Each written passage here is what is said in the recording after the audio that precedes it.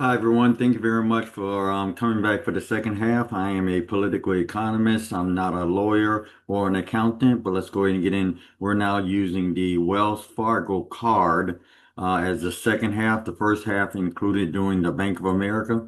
Now I'm hitting the Wells Fargo card. Just a quick rehash of what's going on. All right, this is me again. Accident, 2002 drunk driver hit me from the back. But I got out of the car earlier before they hit the vehicle. Thank God. I grew up in public housing, went on to get my BS, master's, and PhD. I was 20 years of age when I graduated from high school, and I filed bankruptcy in 2009. Traditional velocity banking included picking up your paycheck, dumping it into the bank, paying your debt, and then what was ever left in the bank account remained there.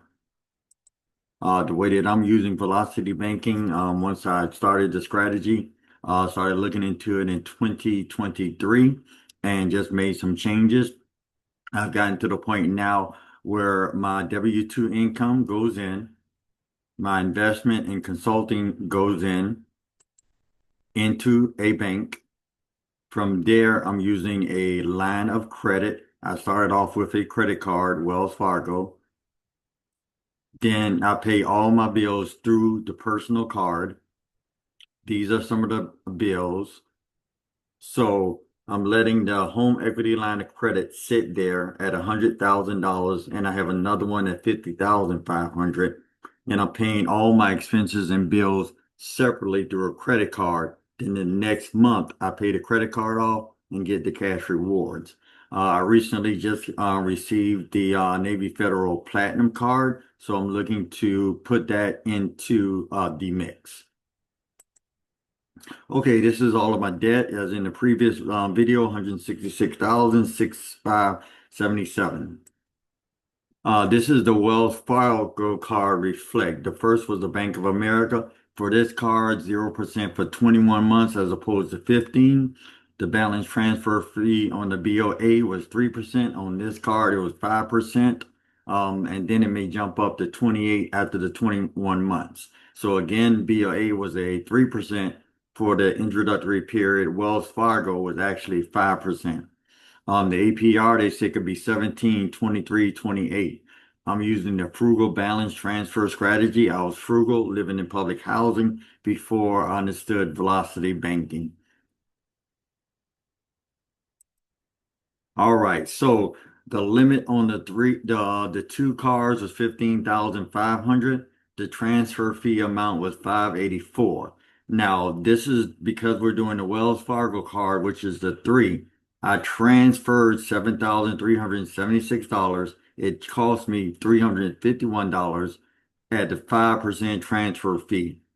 That and the card before I started it, it was at 25.49. So for all two cards, 26.57.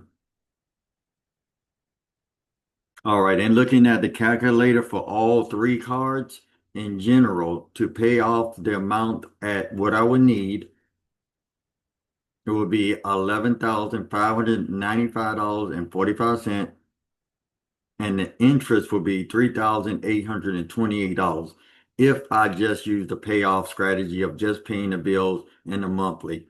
This calculator again is using the avalanche method. So here it is, all three cards, and using the avalanche method based on the calculator is telling me to go at the card one, then go at the card three. Well, not card, it's only two cards, but the payoff card one and card two and three, but it was just different amounts that I put in. Now, the total interest of those three cards is looking at $8,547.73 if I just use the avalanche method of paying the minimum payment of what they already indicated. And you can see under the payments schedule, they're showing 55, then 24, 173. These are the minimum payments, 228. These are the minimum payments that I'm paying now on the card. And if I stick with the minimum payments on the card, I would end up paying $8,547.73 from that initial $11,595 in general. Okay, so this is the Wells Fargo Reflect card. Let me go back. Okay, this is the Wells Fargo Reflect card. I put $7,376.25 on the card.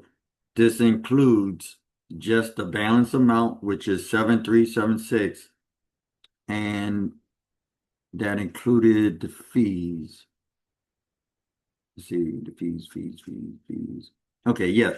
The 7,376 should include the fees. So here it is, the second one. So again, the Wells Fargo balance 0% card, 21 months at 5% transfer fee, unlike the BLA at 3%. It cost me $351.25 to transfer it over to this card. I transferred $7,025 and $351 of that was fees. Again, this was my credit score, 2018, a low of 470, a high of 759. Recently, 655. Recently from Wells Fargo using FICO 9, I got up to 810.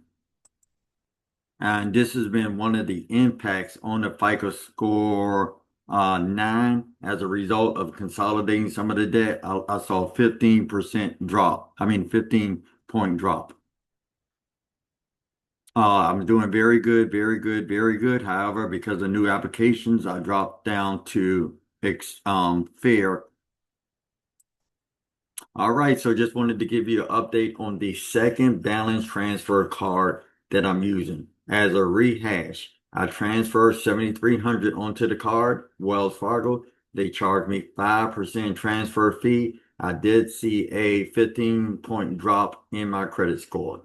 All right, have a great day, everyone, and I'll continue to keep you abreast.